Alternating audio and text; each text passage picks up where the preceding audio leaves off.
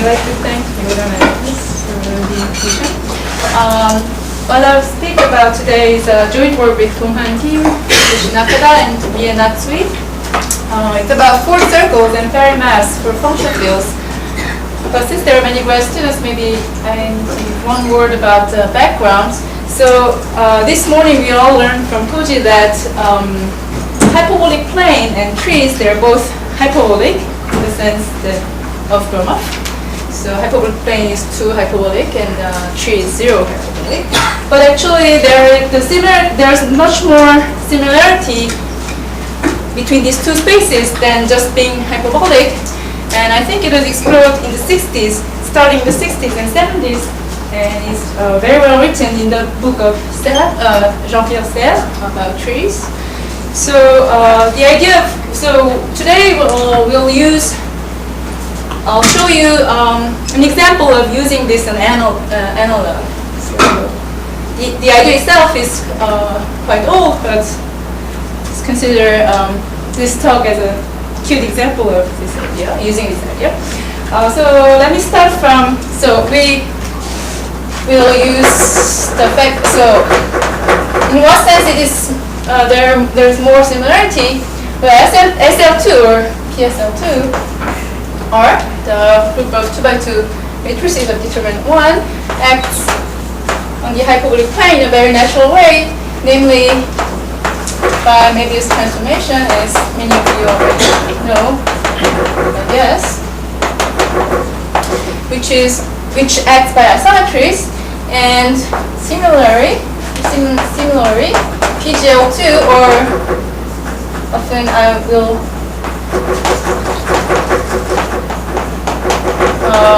say just SL2 by abuse of mutation, acts on some tree that depends on the residue Q or P. And so we'll see this action, and we'll use this analogy in this talk. So let me start with continued fraction for real case. So continued fraction is just a formal expression of this kind. So A0 plus 1 over A1 plus 1 over A2, etc., where A0 is a natural number or 0, and all the other AIs are natural numbers. If we take the partial sum, just up to 1 over AN, we can express it as Pn over Qn, where Pn and Qn are coprime. And we call this nth principal convergent. Now let's assume that A0 here is 0. So we have some number between 0 and 1. Then we can easily see that we have such an expression, such an equation, Pn, the nth principal convergence and n minus 1th principal convergent can be computed by this n product of matrices 0, 1, 1, AIs. So the proof goes by induction. You see here, so this is 0. Here you see 1 over A1 plus some other terms. On this term we can use the induction hypothesis. So anyway, so we can prove this equation easily. We'll see this matrix later. So let's remember 0, 1, 1, AI. And using this equation, we can easily see that there is a recursive formula for the principal convergence, namely Pn is equal to Pn minus 2 plus An times Pn minus 1, because, well, we can replace this first n minus 1 matrices by the matrix of principal convergence of n minus 1. Okay, so using this, since An is a natural number, you can immediately see that Pi are increasing and Qi are also increasing. But using this equation, this recursive formula, one can even show that by induction, Pn and Qn are at least 2 to the n minus 2 over 2. So now let's take the determinant of the matrix equation that we saw in the beginning. So on the left-hand side, we'll have Pn minus 1 times Qn minus Pn times Qn minus 1. And on the right, we'll have negative 1 power n, right? So combining all these conditions, we can solve, we can see that Pn over Qn, so actually I should have said 0 here, A0, 0. Pn over Qn is can be expressed as a partial sum of an alternating sequence with this nth term, looking like this. So if you take this series, the limit to be u, then the error, nth term of error is bounded by the next term of this series, namely 1 over, the absolute value, which is 1 over Qn times Qn plus 1, which is in turn, since it's increasing, bounded above by 1 over Qn squared. So we just show that for some u, which is the limit of this guy, which is actually the expression that we started with, we have infinitely many rational numbers Pn over Qn satisfying this Canada-Fontaine approximation equation. But today I'd like to use 4 circles. So there's an alternative proof of this fact using 4 circles. So first circle, which I will denote by C of P over Q, it's a circle of center P over Q and 1 over 2Q squared, and a radius 1 over 2Q squared. So it is tangent to the real line, right? And the fact is that there are 2 by 2 either disjoint or tangent. So this is a picture of some 4 circles. So these 4 circles, they're all tangent to the real line, the x-axis, and they're either disjoint. This yes, you see only the tangent ones, or either disjoint or tangent. Okay, so now let's take u. 2 by 2 disjoint or tangent. So if you take 2 of them, any pair, they're either disjoint or tangent. Sorry. Okay, so now let's take u, which is an irrational number, which is not a rational number. Then you can see that at this point, this u is never contains never a center of any of these 4 circles, because their centers are rational numbers. So it will intersect these 4 circles infinitely many times, right? So for those circles that intersect this line, you see the distance from the center should be bounded above by the radius. So this the difference between u and Pn over Qn is bounded above by the radius, which is bounded above by 1 over Qn squared. So we just saw this equation before, but where these are principal convergence. So we see that here from this argument, we see that actually the center of these the center of these 4 circles, the x coordinate, are principal convergence. Okay, so we'll use this fact later. So let me note that 4 circles are special Hall cycles. So they're all tangent to the real line. Now I'm looking at this orthohep plane as the hyperbolic plane. So these circles tangent to the real line are Hall cycles. So in the Poincare disk model, they look like this. How do you get a Hall cycle? If you're given a unit tangent vector going to some point on the boundary, you look at the set of all vectors that go to the same point on the boundary in the same time, same amount of time. Okay? And then you look at the set of all the base points of these vectors, they become Hall cycles. And they are special in the sense that the base point of these four circles, so these are called base points, and base points are rational. Okay, so now let's move on to Gauss map, or continued fraction map. So what is it? If you have a continued fraction expansion looking like this, 1 over a1 plus other terms, we want to forget A1, and we want to send this expression to 1 over A2 plus 1 over A3 plus A4, etc., etc. How to express this? So you take the reciprocal of this, 1 over x, and take away A1, which is the integral part of 1 over x. So it's really the fractional part of 1 over x. So this is the Gauss map.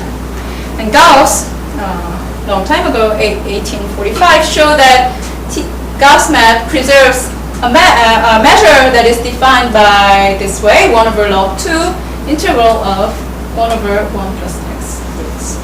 So now this is called Gauss measure. And the important property of this measure is that the Gauss map is ergodic with respect to the Gauss measure.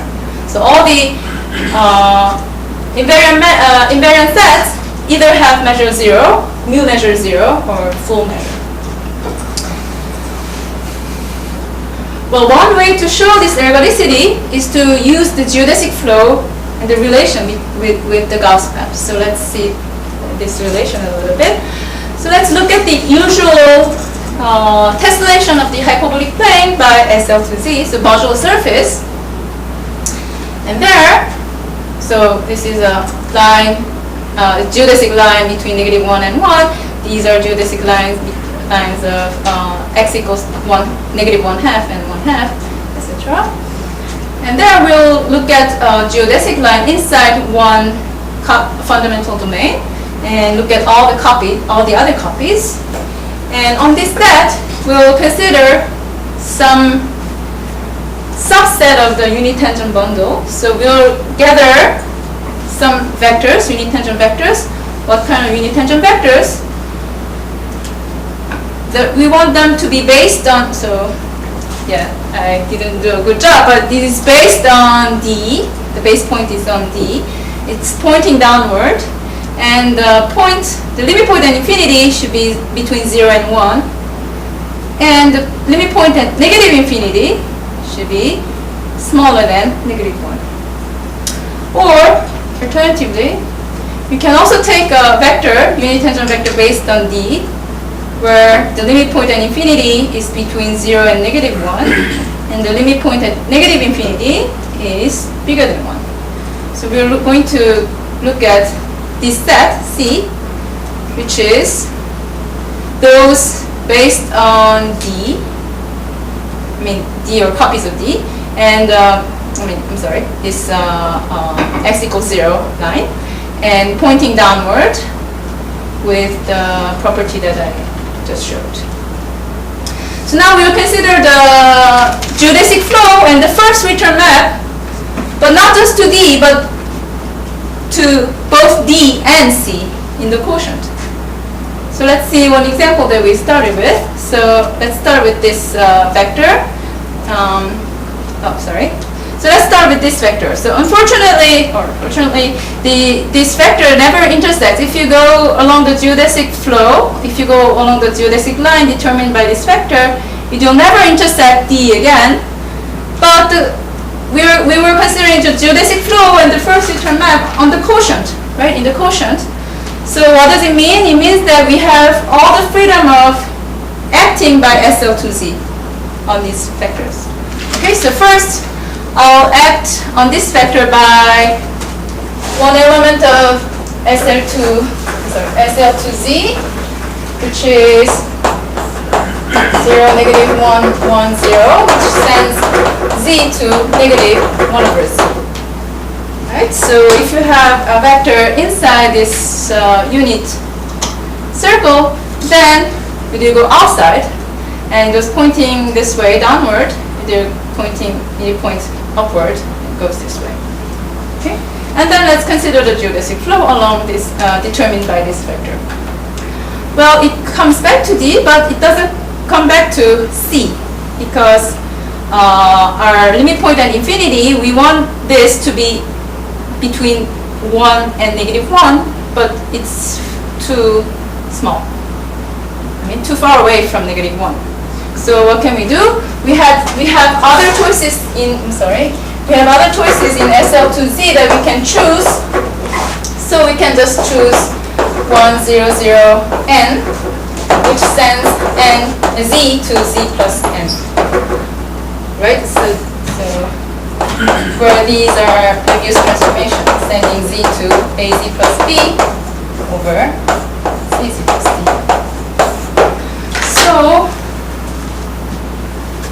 So I just apply this 1n01 for some appropriate n, so that the endpoint lies between 0 and -1.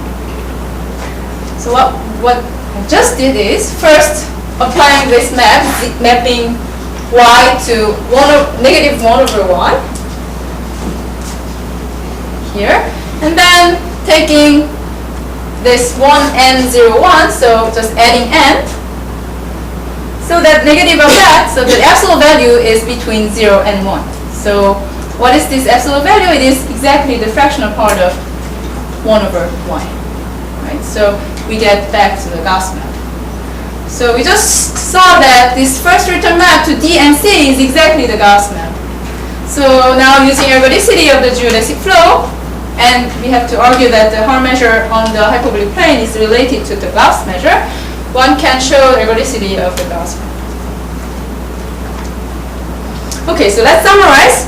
In the real case, Gauss map is related to the first return map of the geodesic flow on certain set on the modular surface SF2R mod SF2C. So we want to now use this analogy between trees and hyperbolic planes. So in the function field case, the natural space where we act is a tree, and Gauss map is related to first written map of the geodesic flow on the tree on some quotients that looks exactly like SL2R mod SL2Z. So our new group, big group, will be SL2 over field of homologue series in T-1. And our new discrete group, which replaced SL2Z, will be SL2 of FQ of T, so the ring of polynomials of T. So now we'll replace hyperbolic plane by a tree, which depends on this residue field Q. So it is actually Q plus 1 regular tree. How is it defined? Vertices are similarity classes of this ring. O is the valuation ring, the ring of valuations of our field. O lattices in V. V is the two-dimensional vector space of our field. So this is called Serre's tree of SL2. If you have two lattices, we will define vertices as classes, similarity classes, right? We just defined. And so if you have two lattices, then there exists, by invariant factor theorem, there exists a basis, E1 and E2 of L, such that this T to the -1 is the uniformizer. So uniformizer power A, E1, and the uniformizer power B, E2, is the basis of L prime. And then the distance between this class, these two vertices, L and L prime, the class of L and class of L prime, is defined as the difference between A and B. And one can show that if you choose another lattice for these vertices, it will end up just adding some constant here, so A plus B and B plus C, so the difference will not be changed by the representatives of these vertices. Anyway, so we get a Q plus 1 regular tree. So let's denote to be a little bit more concrete, let's denote the canonical basis 1, 0 and 0, 1 by E1 and E2. Then G acts on the tree. How does it act? It's just by multiplication on these bases. So if you have A, B, C, D on element in SL2 of field of homologue series, it acts on this E1O direct sum E2O. O is the valuation ring, by just acting on E1. So we have AC, basis AC, and BD. And this will be another lattice. So this will represent another vertex, maybe another vertex. So let's denote this class of lattices of basis AC and BD by bracket of A, B, C. Of course, there are many ways to express a vertex by this matrix, because to stabilize a point is SL2 of O, right? But anyway, we'll represent this vertex by ABC. Okay, so in the real case, SL2 acts transitively on the hyperbolic plane, whole hyperbolic plane, and the quotient of the hyperbolic plane at SL2Z was the modular surface. This is what we used for the Gauss map for the real case. For the function field case, I'm cheating a little bit. We have to replace this SL2 by PGL2.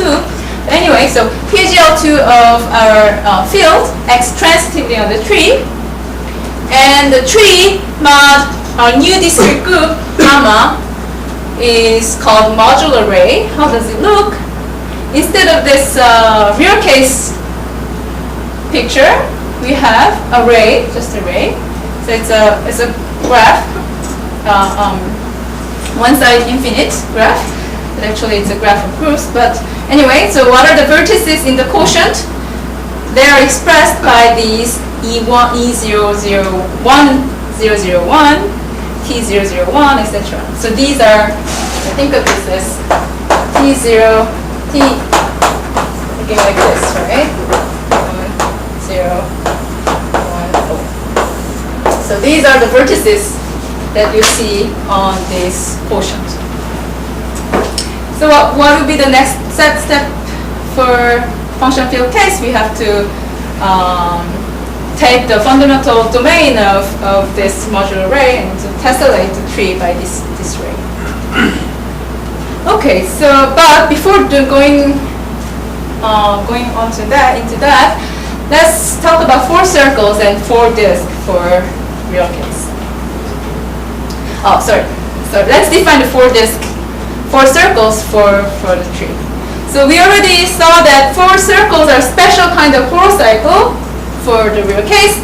So here also for the tree case, we'll define 4 circles as special kind of horocycles. So let's first define a horocycle at based at infinity. So there's one point that we'll call infinity, and the 4th circle based on infinity is defined as the horocycle based at infinity through 1, 0, 0, 1. So remember that 1, 0, 0, 1 is the first point in the quotient by our gamma.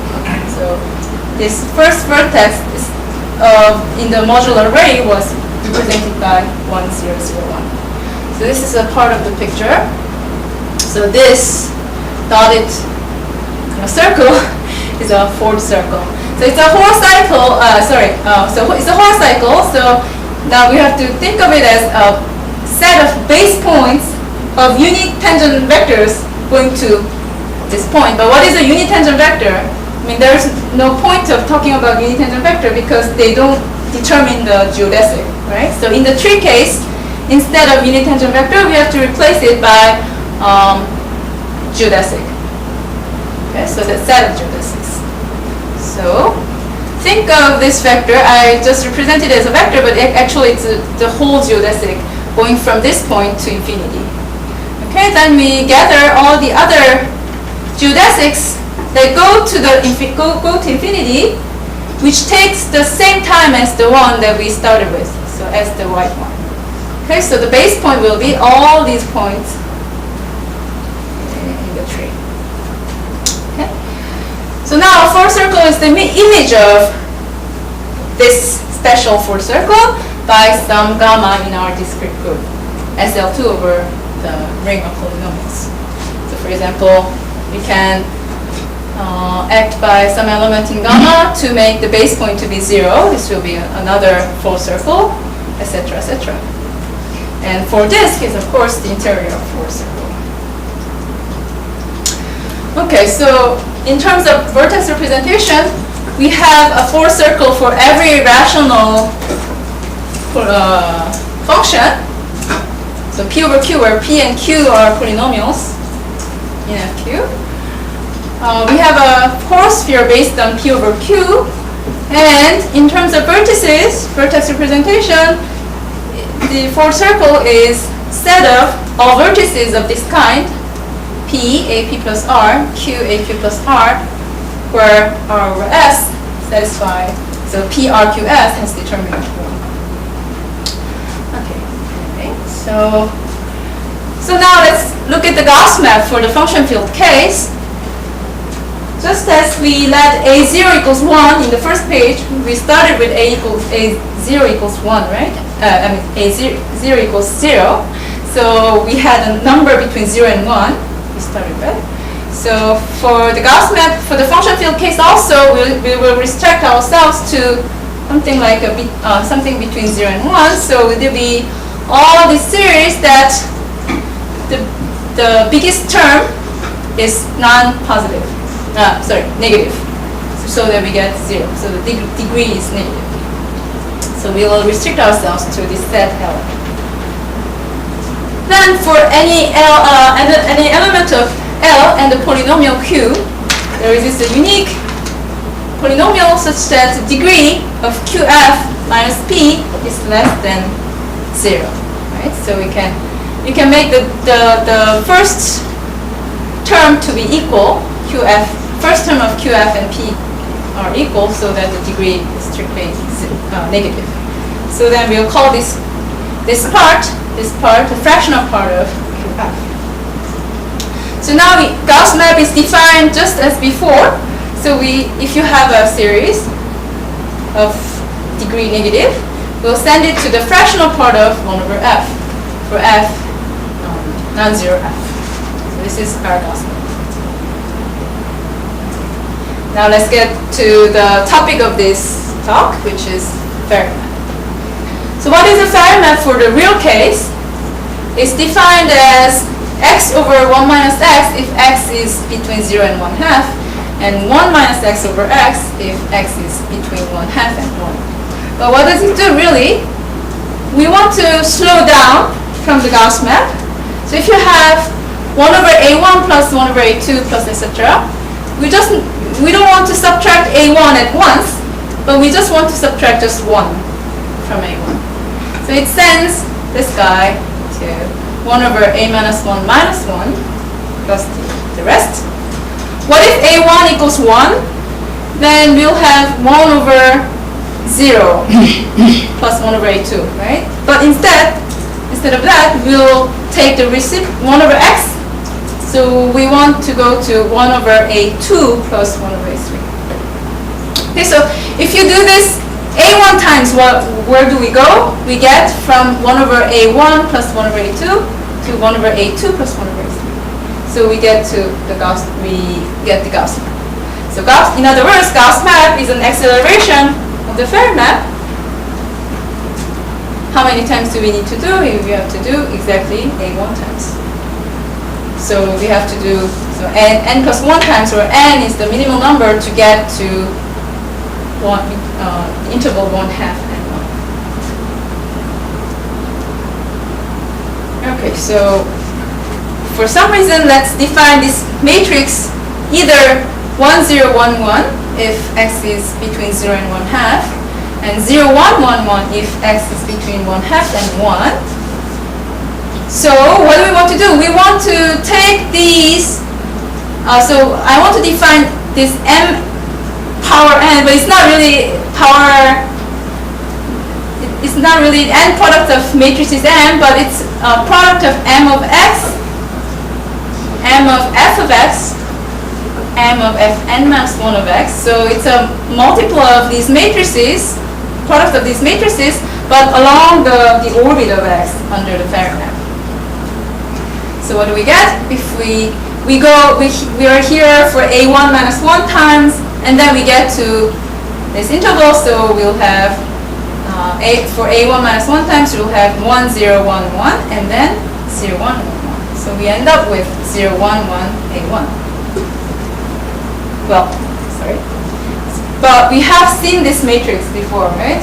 In the beginning of the talk, we had the matrix equation, principal convergence, or n product of these matrices.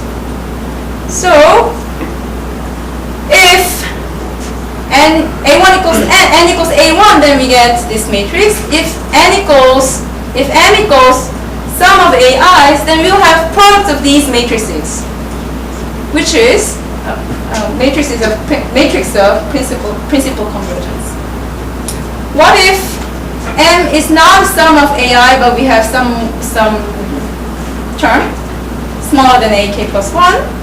Then we'll have product of these guys, and then product of 1, 0, 1, 1 to the r, right? So we end up getting this matrix.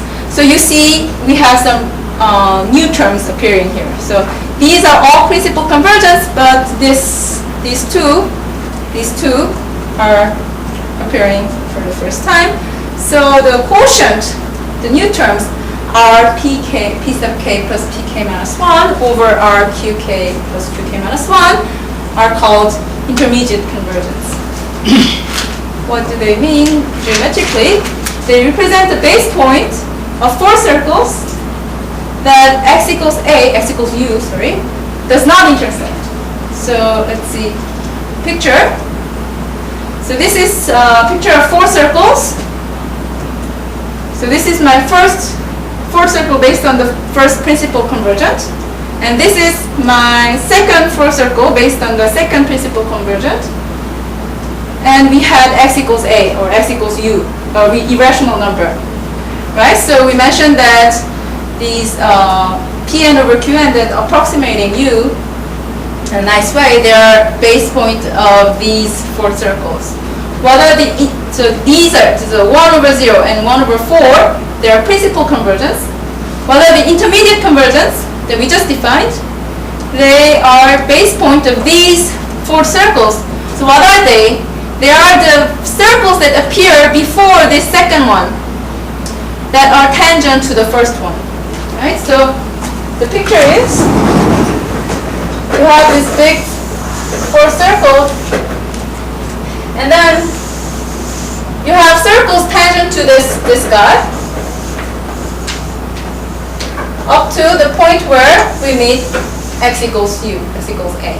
Right? So the base point of this guy is the first convergent, principal convergent. The base point of this guy is the second principal convergent. So these are the circles of base point intermediate convergence. So the blue circles. And then you start again from here, right? So from this part, we'll have the same picture again. So you'll have now, so here we're going on the left. Now we'll go on the right until we meet the third principal convergence. So these will be the next intermediate convergence. Anyway, so okay, so we want to interpret this for function field, but before doing that, let's look at the geometry of the Ferry map. To see more clearly, let's change our point of view a little bit. So instead of the modular tessellation, the usual tessellation, we'll see a tessellation of the hyperbolic plane by this triangle. So the triangle now is somehow 2 copies of the triangle that we had before, right? So before we had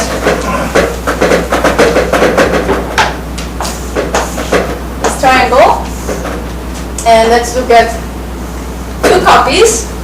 Now cut along this y-axis and then move this to the next one.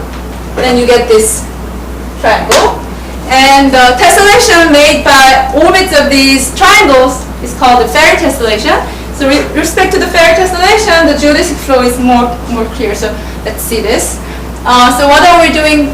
Let's take the Ferry map. Let's look at the Ferry map. So we are given x equals alpha. What are we doing? We want to find the unique sequence of matrices. What are these? These are either this matrix is either 1, 0, 0, 1. Or 0, 1, 1, 1, the 2 matrices that we used before, EPSL to Z, such that, so mi of 0, 1 is mi plus 1 of 0 infinity, etc., etc. So let's check this for the first i's. So m sub 0 is just identity. Okay, so this doesn't mean anything. Identity of 0, 1, so 0, 1, 0, 1, the geodesic line here, intersects x equals alpha, right? And the third condition is that mi of 1, so in this case it's just 1, is between 0 and infinity. Doesn't mean much right now. But what is the next m? M sub 1 is 1, 0, 1, 1. So let's look at this. What does it do? So we started with this triangle. 1, 0, 1, 1, it sends 0, infinity, and 1 to 0, 1 half. I mean 0, 1, and 1 half. Right? So this is what it does by Möbius transformation. Okay, so now let's look at these conditions. So m1 of 0, 1, m1 of 0, 1 is this guy. M0 of 0, 1, which is m0 of 0, 1, which is 0, 1, is m1 of 0, infinity. Right? m1 of 0, infinity. Second condition, mi of 0, 1, mi of 0, 1, so this guy, intersects the line. Right? And the third condition, m1 of 1, which is 1 half, is between 0 and 1, which is m1 of 0 and m1 of infinity. Oh, so if x equals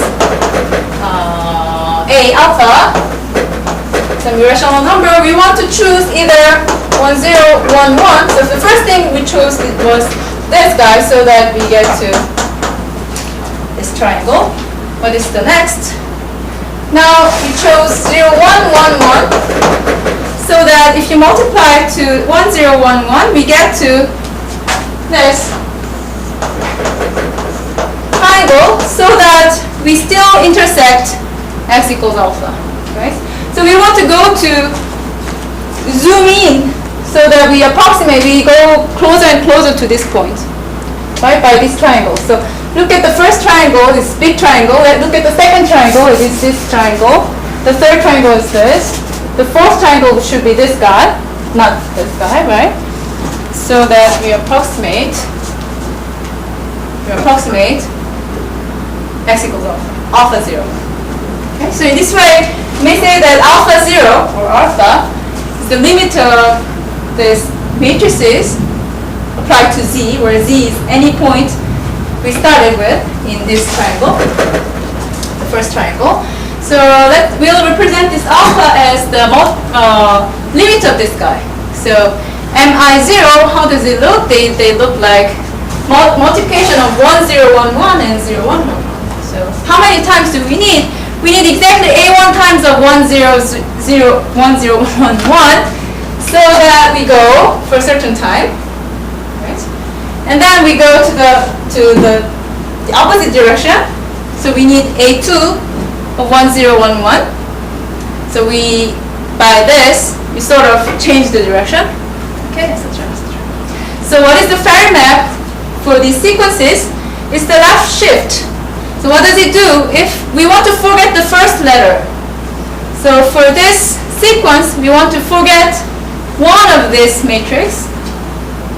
So 1, 0, 1, 1. So it will be 1, 0, 1, 1 to the a1 minus 1 and the rest, if a1 is at least 2. If a1 were 1, what should we do? We get rid of this matrix, but this matrix, we didn't need to change the direction either, right? So we get rid of this matrix and 0, 1, 1, 0 as well. So we end up with matrices, product of matrices starting from this matrix. So 1, 0, 1, 1 to the a2 and the rest, if a1 equals 1. So Farey map is the left shift. Gauss map was the geodesic flow. First return map of the geodesic flow. This Gauss map is the acceleration of the Farey map by a1 times. Right?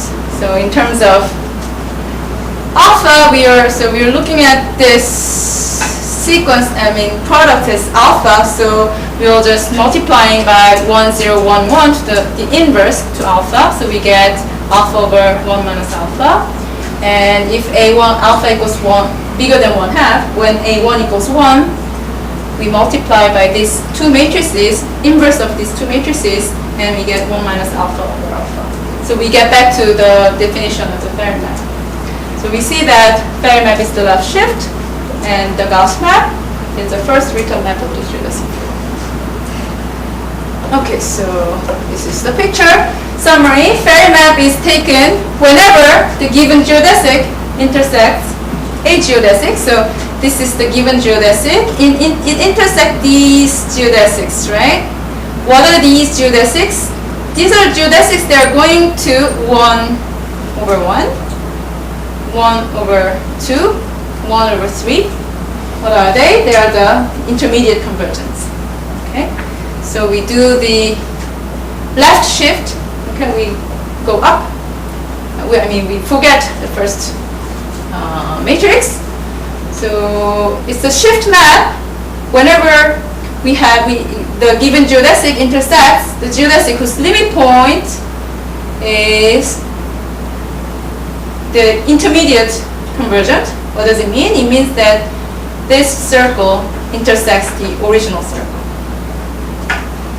Okay, so Ferry map is the shift map. Okay, so let's go to the function field case.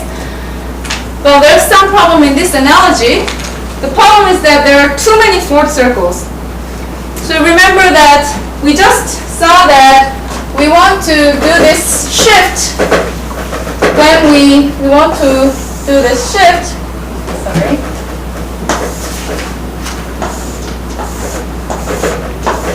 We're doing this shift when we intersect the geodesic whose limit point is the base point of the fourth circle, right? Tangent to our original circle.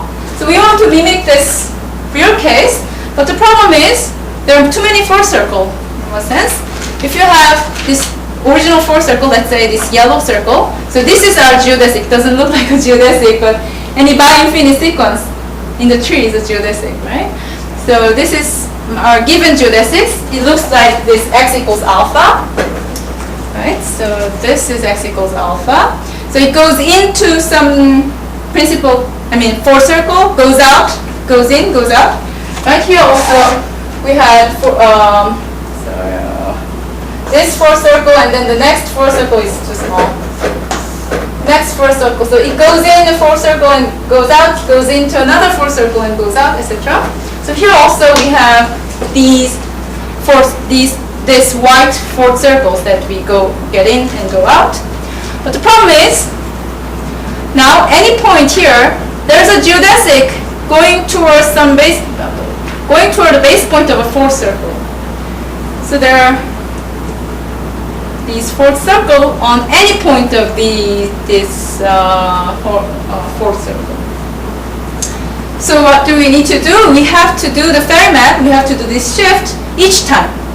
In each step, in each vertex along this geodesic, we have to take the Ferry map. Why? Because there is a fourth circle tangent to the original fourth circle. Okay, so let's do this many times. Each time we meet a vertex. So let's see the picture. Let's say the f is given the original series that we have between 0 and 1. So we want to conduct a Ferry map. We just shift. This will be a Ferry map applied to the endpoint of this geodesic will be f of f. One more time. And the next time we do, we get out of this fourth disk, right? So now we have some choice, and the choice that we make is that we want to put this into the original fourth circle that we started with. So this is our choice. We could do something else. So let's take this 10A1, which sends this geodesic ray to the geodesic ray in H infinity. Okay? So one of the biggest difference between the real case and the function field case is that in the real case we had only two circles tangent at some point, right? But in the function field case, you have some fourth circles, and here we have q plus 1 edges, right? And then there will be q plus 1 fourth circles tangent to this one. So unlike the real case, in the real case we had only two, the function field case will have q plus 1 fourth circles tangent at the same point. So we have some choice where to go here, and the choice that we make is to let this geodesic ray get into H infinity. Okay, so then maybe they'll go to some kind of geodesic booking like this. Maybe it is too deep inside the horocycle. Then what do? So we have to now go up again, go down again, so that we meet this point. Okay, so that's the Ferry map for function field. Okay, so the cost of our choice, the price that we have to pay, is that we cannot stay inside L. So we cannot stay inside between 0 and 1. So we have to define this map on FQ of the field of polar series times N0. N0 is the natural numbers union 0. So this, we want to express the depth, the level of inside the horocycle we are in. So if we go, for example, this way, so we want to know how many steps we are in to define this map. So what we just do? It was just a shift, right? If the degree is negative, it's just shift. What is the shift? Remember the modular array was 10101, T001, T squared 001. So we have to go up. It means that we have to multiply by T. So you're sending F to TF. And by multiplying, going up, the level will go up by 1, 2. So it's TF times n plus 1. TF and n plus 1. If the degree is positive, so we go up 3 times, and what happened? At some point, we get out of the fourth circle, and then we made a choice, right? So making a choice is going into this H infinity again, and that's if degree is 0, we're taking F to F over 1 minus A1 of F. So this is the integral part of F inverse. And then maybe we're too deep inside the horocycle, so we have to go down. Going down is multiplying by T inverse to F. And of course the level also goes down by 1, etc., etc. And at last, if you have just n equals 0, then you take F to 1 over F. So this is not the Ferry map, but the map that we construct geometrically. Now the Ferry map is the acceleration of this map defined on L and L inverse. So what do we want to do? We want to get rid of degree 0 series. So let me skip this part. So it's better to do example. So let's say our example is 1 over 2t cubed plus t squared plus 2 plus the rest. Let's write the rest by R, where the degree is negative. Then what do we do? So first of all, we multiply by t, right? We're going up. It's the shift map. We multiply by t again. It's the shift map. We multiply by t again. So it's a shift map. And at this point, the problem is we went outside the fourth circle that we were in. So what are we doing? We want to get rid of this part. What is this part? This is exactly the part that gives the degree 0, right? So at this point, we want to get rid of 2t cubed. By getting rid of 2t cubed, we get some series of degree positive. So we got too much. So this going from here to here is this our choice that we made. And then the degree is too big, so we are too deep up inside the fourth disk. So we have to go down, right? Going down is multiplying by T inverse. And then we get into this situation again where the degree is 0. And then we get rid of this degree 0 part, right?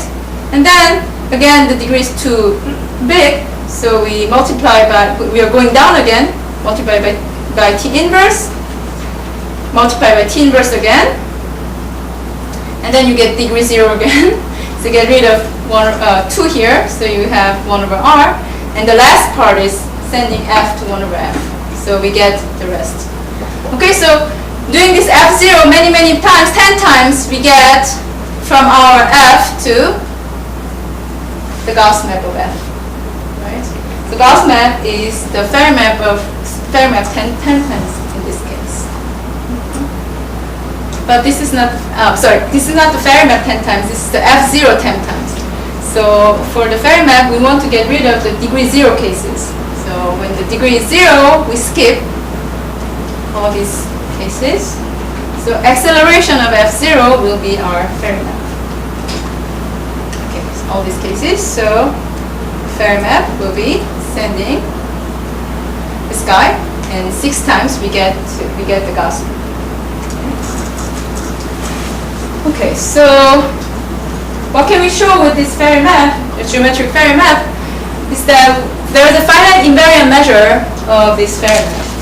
So let's let mu of L to be the Haar measure on L, and let mu be the measure on our domain of our Ferry map. What is this? It is defined for every E, the subset of L, on the base of this level of n, right? So for on each level n, we will define it this way. So if our set is E times n, mu of L is defined as the Haar measure times q minus 1 over 2q power n plus 1. And on L inverse, similarly but a little bit different, q minus 1 over 2q power n. Can show that mu is invariant measure for the Ferry map. Maybe I'll do a little bit of sketch of proof. So we just need to follow the distribution of these sets by F0 and the Ferry map. So what does this F0 do? If the degree is negative, what does it do? We're just multiplying by t, right? So degree will be either negative or 0, right? Same for all these steps. If degree is 0, then we're getting rid of the degree 0 term, so the degree will be positive. So always go to degree positive part. If the degree is positive, we multiply by t inverse, right? So either the degree becomes 0 or positive. Same for all these other steps. And okay, so what is the Ferry map? Ferry map, we want to accelerate this F0 map so that we don't get these degree 0 terms. Okay, so we will not have degree 0 terms. Instead, well, if you have positive degree series, then we get negative degree, etc., etc. And then on this distribution, we just need to compute which part go to degrees negative. So if the first coefficient is 0, then even if we multiply by t, we'll still have degrees negative, right? So only 1 over q of them will go to degrees negative, and all the others will go to degree positive. Same for 1 over q. So next step, of 1 over q part that went to degree 0, if the next coefficient was also degree 0, then it goes to degree negative again, right? So we can follow this flow and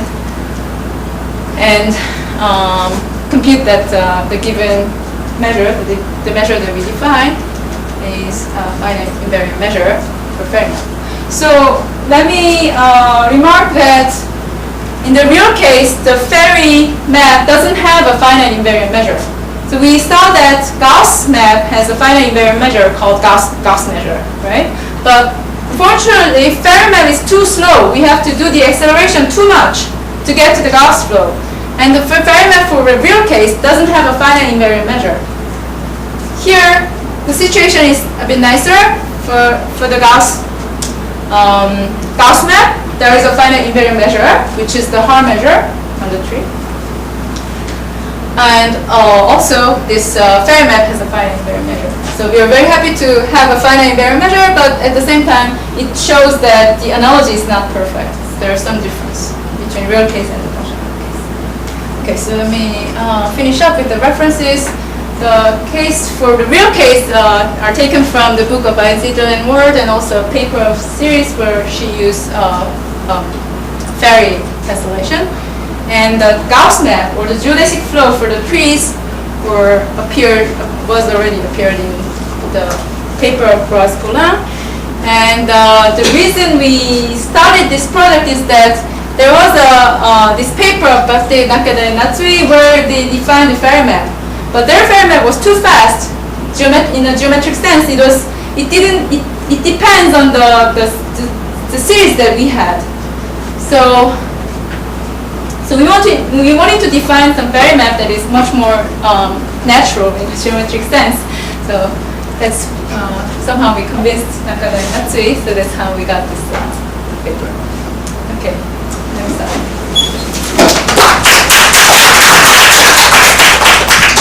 So is there a question or comment?